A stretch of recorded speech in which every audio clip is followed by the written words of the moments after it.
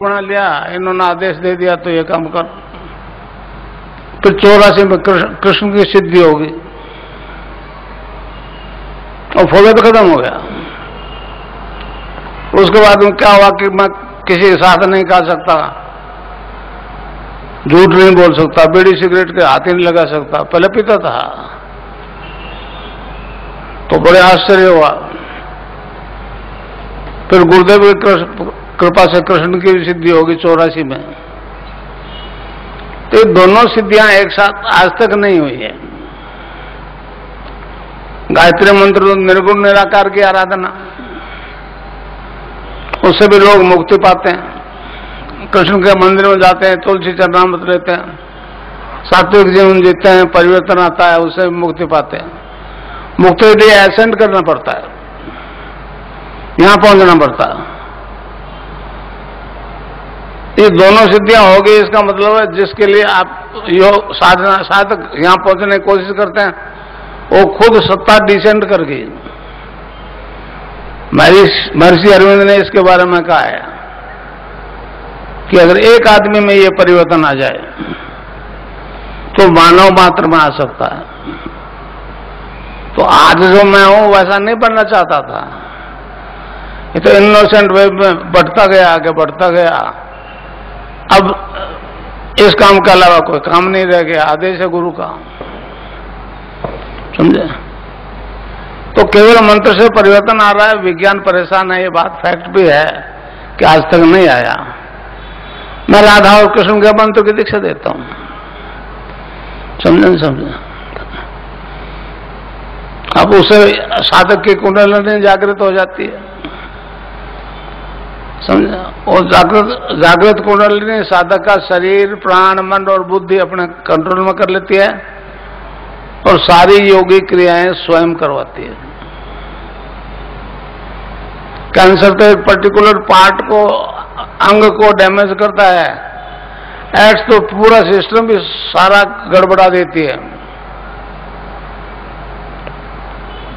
Digestive system, सारा सब, blood circulation, मतलब 7 प्रकार के सिस्टम से विज्ञान वाला मानते हैं, वो सातों ही गड़बड़ हो जाते हैं।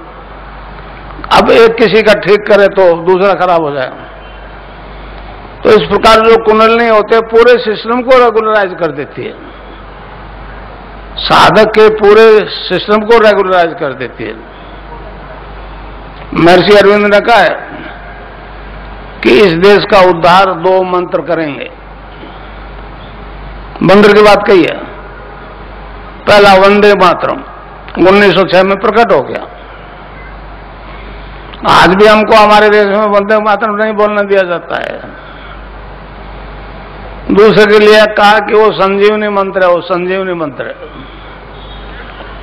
पश्चिम में मेरे लिए बड़ी समस्या आई संजीवनी की बात कहते हुए। राम और रावण के युद्ध में लक्ष्मण का तीर लगा, वो बेहोश हो गए। हनुमान जी लाए, पहाड़ मूर्ति का उठा के दी तो होश में आ गए, समझे नहीं समझे। तो आपको चाहे कैंसर है, हेपेटाइटिस बी है, ब्लड कैंसर है, कोई रोग है, ये संजीवनी मंत्र को जपना शुरू कर दो, अभी से उस रोग से नहीं मरोगे जिसके लिए डॉक्टर ने कहा ये इनक्योरेबल है। मैंने 1000 केस जो है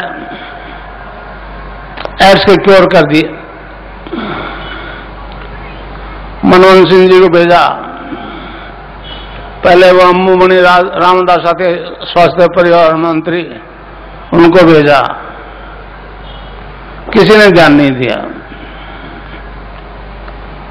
अभी जो तीसरी दफा दिल्ली की मुख्यमंत्री बनी है, उसके पास मेरे शिष्य गए तो उन्होंने कहा बेटा आप काम करते रहो, मतलब अवेयरनेस फैलाने के लिए करोड़ों डॉलर आ रहे हैं अमेरिका से, गवर्नमेंट आपको रोकेगी नहीं, मगर आप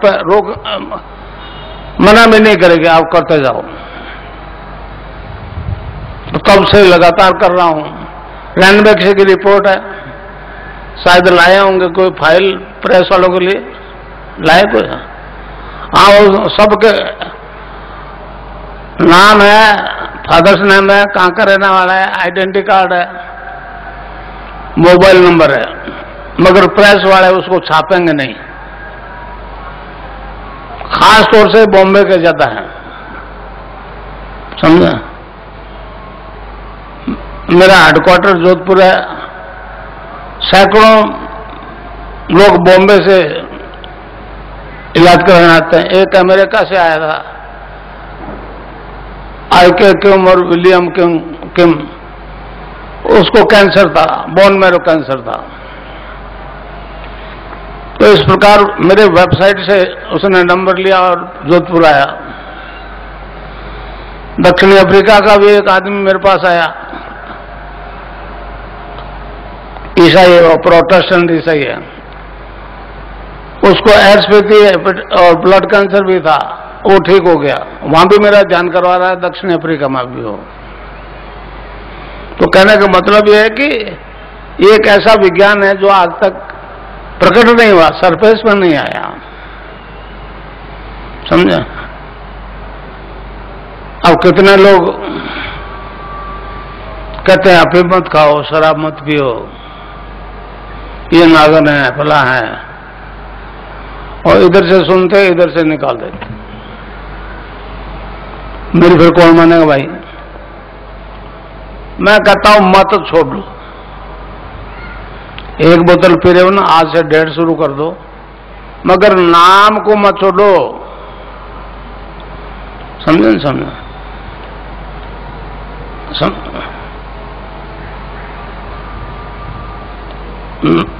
नानक देव जी ने कहा एक जगह, नाम कुमारी नान का चढ़ी रहे दिन रात। भांग नतुरा नान का उतर जाए प्रभात, नाम कुमारी नान का चढ़ी रहे दिन रात। ये बात कबीरदास कहते हैं, नाम अमल उतरे न भाई। नाम का नशा उतरता नहीं है, और अमल चिन चढ़ उतरे, नाम अमल दिन बढ़े सवाया। तो इस प्रकार शराब का तो आज से ही छूट जाएगा, हाँ अफीम में थोड़ा टाइम लगेगा। और मेरे में जो विकास आ गया, दोनों सिद्धियां होगी, इसके कारण से मेरी तस्वीर से योग हो रहा है। अमेरिका में बहुत औरतें जो है मेरी तस्वीर का ध्यान करती है। बॉम्बे में मेरे कई शिष्य हैं, उनको मैसेज कर देते हैं, मेरी तस्वीर से उनको योग हो जाता है। और वो डिमांड करती है मेरे को 15 मिनट योग होना चाहिए। एक गौतम कर मेरा शिष्य है बॉम्बे, उसने किया फोन, तो उसकी औरत ने कहा कि आप दूसरे रूम में, हस्बैंड का दूसरे रूम में बैठ जाओ, इतने बज के इतने मिनट पर मेरे को आवाज दे लेना। वो 2-3 सेकंड लेट हो गया, उसकी आंख पहले खुल गई। तो बहुत बड़ी अजीब बात है। अब मेरी तस्वीर से योग होता है। खिचड़ी मुद्रा लगती है, खिचड़ी मुद्रा, मैं आपको बताऊं खिचड़ी क्या होती है। जीभ जो है पीछे खींचती है और एक तालू में पर्टिकुलर पॉइंट को दबाती है, उसमें से एक रस टपकता है, उसको हमारे योगियों ने अमृत कहा है। गोरखनाथ जी ने कहा है, गगन मंडल में ऊंधा कुआ, तहां अमृत का वासा, सुगरा हुए बरबर पीवे, निगुरा जाए प्यासा। तो अगर अमृत है तब फिर दूसरा जन्म नहीं लेना पड़ेगा। एक जन्म तो हो गया, अवतार भी गए हैं, अमृत है तो फिर अमर हो जाओगे। एक मौत तो आएगी, दूसरी नहीं आएगी। ईसाई मेरे कारण से बड़े परेशान। एक मेरी किताब है religious revolution in the world, जो पागीदार जो अभी अमेरिका से आई है, मेरी शिष्य है, उसने उसको ट्रांसलेट किया है। तो उसमें हमने ये बताया उनको कि आपका ईसा 12 साल की उम्र में जेरूसलम से गायब हो गया और 18 साल कहां रहा, 30 साल की उम्र में प्रकट हुआ, अब तुमने उसको मार दिया। समझे? तो मैंने कहा मेरे से दीक्षा लो, तुमको ईसा का पूरा जीवन दिख जाएगा। भारतीय योग दर्शन के अनुसार जो ब्रह्मांड में है वो सारा पिंड में वही ब्रह्मांड में। तो सारा ब्रह्मांड जब अंदर है तो आप मेरे अंदर हो, मैं आपके अंदर हूं। टाइम एंड स्पेस की इसमें कोई जरूरत नहीं है। कई लोग कहते हैं जी कितने दिन में ये चेतन हो जाएगी कुंडली, कितने दिन में फायदा हो जाएगा। मैं नाम नहीं लेना चाहता। कई गुरु कहते हैं जी 20 साल ऐसा करो तो आपकी कुंडली जाग जाएगी।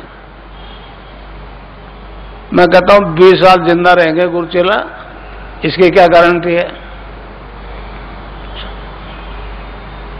राजा जनक को एक दफा खपत सवार हुई, तत्व ज्ञान प्राप्त करे, तत्व ज्ञान प्राप्त करे। बहुत गुरुओं को बुला लिया, वो नहीं बता सके तत्व दर्शन क्या है। उधर से अष्टावक्र जी भी आ गए। उसके बेचारे का 8 कुंभ थी। नेचुरली भगवान ने ऐसे बनाया उसको। तो गुरु उसको देख के हंस दिए। तो जनक ने पूछा, महाराज ये तो नहीं बता सके अष्टावक्र जी से, आप बता दो। तो पहले उन गुरुओं को जवाब दिया, राजन ये तो खाल के व्यापारी हैं। तो कहने लगे महाराज बता दो, आप बता दो। कहने लगे आप जनक हो, राजा हो, इसलिए और ऑर्डर देते हो बता दो, तो नहीं बताऊंगा। ये ज्ञान तो झुकने से मिलता है। तो रेफरेंस आता है अष्टावक्र गीता एक किताब है कि राजन घोड़े के एक रकाब में पैर रखो, दूसरे में नहीं रख सकोगे, बस तो ये आपका अहम खत्म हो जाए कि आप राजा हो, इसलिए तत्व ज्ञान बताऊं। तो वर्णन आता है कि 3 दिन तक वहीं खड़े रहे। तो ये रेफरेंस देने का मेरे को मतलब ये है कि आपको टाइम नहीं लगेगा। आप बाई बर्थ पूर्ण हो, मैं आपको कुछ नहीं दूंगा। मैं को आपको अपना आपसे आपका परिचय कराऊंगा। आप क्या हो? आप तो शरीर नहीं हो, आप आत्मा हो जो अमर है। समझे? देने लेने के किसी गुरु में सामर्थ्य नहीं है। मुझ में जो विकास हुआ वो गंगानाथ जी महाराज के आशीर्वाद से हुआ। वो व्यवहार तो आपको मेरे साथ करना पड़ेगा। किसी प्रोफेशनल गुरु को मानते रहो, कोई परवाह नहीं। समझे नहीं समझा? मगर एड्स और कैंसर के लिए किसी के पास मत जाओ। मंत्र मैं दूंगा वही जपोगे, ध्यान मेरा करोगे यहां आज्ञा चक्र पे, या गंगानाथ जी कर लो। अमेरिका में बहुत लोग गंगानाथ जी को भी देख लेते हैं तो बहुत हैरान होते हैं। इजराइल में मेरे सैकड़ों शिष्य है, वो ध्यान कर रहे हैं। तो एक बड़ा अजीब तरह का विकास आ गया मुझ में। अभी आपने देखा चंद्रमा पे एक रॉकेट गया,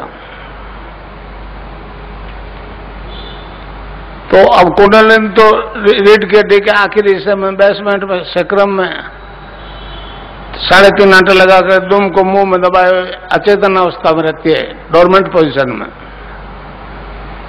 हार्ट योग से उसको छेड़छाड़ करोगे तो पागल भी कर देती है, हार्ट फेल भी कर देती है। तो आपको कुछ नहीं है करना जाना, कुंडलिनी जाके तो नहीं आप, मैं बताओ नाम जप करने लगा, जो ही कुंडलिनी जागृत हो जाएगी। अब वो ऊपर उठने की कोशिश करेगी। अब जैसे रॉकेट ऊपर जाता है नीचे स्पार्क होता है, इसी तरह से ऊपर जाना चाहिए। तो हमारे योग में 5 प्रकार के वायु होते हैं, प्राण, अपान, समान, उदान और व्यान। प्राणवायु जो स्वामी रामदेव प्राणायाम करवाता है, कपालभाति पता नहीं क्या क्या करवाता है। अपान वायु नाभि से नीचे नीचे के डिस्चार्जेस को बाहर फेंकता। अब वो ऊपर कैसे उठे? पीछे से पुश खोले ना, जैसे रॉकेट जाता है पीछे एनर्जी का पुश लगता है। इसमें 3 तरह के बंद लगते हैं, अपना आप लगेंगे। पहला बंद मूलाधार में लग गया, अब वो अपान वायु नीचे जाएगा, ऊपर उड़ना शुरू हो जाएगा। जो ही नाभि से ऊपर कुंडल नहीं उठी, कि दूसरा बंध लग जाएगा, उसको कहते हैं उड़ियान बंध। ना भी आपकी रीढ़ की हड्डी चिपक जाएगी, चाहे आप कितने मोटे हो। जो ही ऊपर कंठ से ऊपर उठ गई तो तीसरा बंध लग जाएगा, इसको कहते हैं जालंधर बंध। फिर जो बाकी हिस्सा रह गया रीढ़ की हड्डी का, उसमें हर तरह के एक्सरसाइज संभव नहीं, तो प्राणायाम होता है, वो भी अपना पड़ेगा। आपको कुछ नहीं करना पड़ेगा, आप तो केवल नाम जपोगे। कलयुग केवल नाम आधारा, सुमर सुमर उतरे पार, समझे ना। तो जो है आज्ञा चक्कर से ऊपर निकले कुंडलनी तो समाधि लग जाएगी। समाधि के 3 रूप है। पहला ध्यान, ध्यान जब गहरा हो जाएगा उसको कह देंगे समाधि। समाधि के 2 स्टेज, संप्रज्ञात, असंप्रज्ञात। जब सहस्रार में पहुंच जाएगी कुंडलनी तो आपको बड़ा आश्चर्य होगा कि नीचे भी मैं था, यहां भी मैं हूं। जब तक यहां नहीं पहुंचते भगवान के दर्शन होंगे। तो एक मनुष्य का उच्चतम विकास है। गीता में मनुष्य के बारे में भगवान ने कहा है कि मतलब इस शरीर में स्थित तो अभी मतलब ईश्वर है, परंतु पहले कहते परंतु प्रारंभ करो बस कर्ता बढ़ता भोगता अनुमंता के हिसाब से व्यवहार कर रहा है। अंत में क्या है, सच्चाई है कि परमात्मा है। तो ये विकास केवल भारतीय करता है। वहां मैं अमेरिका में गया, मिशिगन में एक चैनल है अमिताभ बच्चन का टीवी एशिया करके, वहां मेरा इंटरव्यू लिया, वहां का लाइव टेलीकास्ट किया पूरे अमेरिका में। गुजरात के कम से कम 50-60 पटेल वहां हैं अमेरिका में। तो मैंने उनको कहा कि मैं इस ज्ञान का दान करने आया हूं, समझे, पैसा डॉलर लेने नहीं आया हूं। और खाली जेब गया, खाली आ गया 3 दफा में, समझे। तो उनको बड़ा आश्चर्य हुआ। स्वामी विवेकानंद ने कहा है कलयुग में दान ही धर्म है। अब दान क्या है, जब व्याख्या की तो कहने लगा सबसे उत्तम ज्ञान अध्यात्म ज्ञान का दान, दूसरा विद्या दान, तीसरा प्राणदान। तो मेरे को तो गुरुओं की कमाई है, मैं तो लुटाने निकला हूं भैया, ये दान करने गया था अमेरिका। अब उनको वहां उन्होंने कहा जी कितने लोग अमेरिका से इंडिया आएंगे, लिख के लाया वहां के राष्ट्रपति को कि अगर तुमको कैंसर से मुक्ति बने, 70% अमेरिकन को कैंसर, मनमोहन सिंह जी से रिक्वेस्ट करना तो आऊंगा, नहीं तो नहीं आऊंगा, नहीं तो तुम इंडिया आओ। समझा। इस प्रकार ध्यान की स्थिति में साधक अनलिमिटेड पास्ट फ्यूचर को देखता सुनता है। समझा। पास्ट तो बीत गया, उसको देखना क्या है, फ्यूचर को देख सुन सकते हैं। तो आंख बंद करके यहां ध्यान करोगे, तीसरी आंख खुल जाएगी, ये अंदर खुलती है, बाकी 9 द्वार बाहर खुलते हैं। समझा। हमारे योगियों ने उसको 2 भागों में बांटा है। 9 द्वार जो है माया के, और ये 10वां जो है ब्रह्म का। त्रिपिंड लगाते हैं ना, मतलब सतचित आनंद, अन्नमय कोश, प्राणमय कोश, मनोमय कोश और विज्ञानमय कोश, फिर आनंदमय कोश, चित्तमय कोश और सत्यमय कोश। तो इस प्रकार समाधि की, ये चेतन समाधि है, जड़ समाधि नहीं है। समाधि की जैसे अंदर आपने अनलिमिटेड फ्यूचर को देखा, सभी दिखेगा, जन्मना मरना घात प्रतिघात। इस प्रकार अगर आपने अपने कई परिचित स्त्री पुरुषों की मौत देख ली, एक दो की देखी तो एक्शन करके डाल दिया, और 10-20 की देखी और वैसे ही मरते गए। तो अगर ख्याल आ गया तुम कौन सा अमर होगा, तो दिख जाओगे कैसे मरोगे। सब जानते हो ना मरना पड़ेगा, कोई उपाय नहीं है बचने का, फिर डरते क्यों। तो माया ने मौत को ऐसा डरावना बना दिया कि उसको कोई स्वीकार नहीं करता और वो किसी को छोड़ती नहीं। इस नाम जब से आप चेतन हो जाओगे, समझ में आ जाएगा मौत तो एक ऐसा वरदान है कि जन्म मरण के चक्कर से पीछा छुड़ाता है। कबीर ने कहा है, जा मरने से जग डरे, मोरे बन आनंद कब मरियो कब पाइयो पूर्ण परमानंद। तो ये एक अच्छा, जब आपकी मौत दिख जाएगी तो फिर घबरा जाओगे, फिर प्रार्थना करोगे भगवान से आंख बंद करके कि मैं तो बेवकूफ था, ये गलती तो होगी, अब की माफ कर दे। तो एक तीसरा नेत्र खुल जाएगा, और जिसको भगवान